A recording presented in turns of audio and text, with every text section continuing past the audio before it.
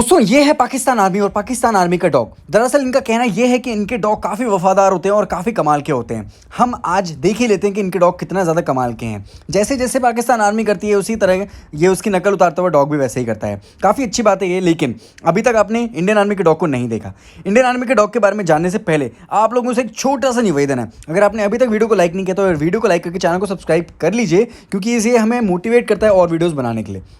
दरअसल Indian army के dog की रफ्तार के बारे में तो क्या ही कहें, लेकिन इन्होंने इस डॉग को ऐसे ट्रेन किया है कि कोई भी दुश्मन अगर दिख जाए तो उसको फाड़ के रख दे, और अगर इस डॉग ने किसी को अपने जबड़ों में पकड़ लिया तो उसको छुड़ाना काफ़ी ज़्यादा मुश्किल हो जाता है। इंडियन आर्मी के डॉग के रफ्तार के बारे में तो क्या ही कहें। दोस्तों अब आप लोगों की बारी है, कमेंट सेक्शन में नीचे बताएं कि आर्मी डॉग में से आपको पाकिस्तान या फिर इंडियन आर्मी का कौन सा बेहतर लगा। जल्दी से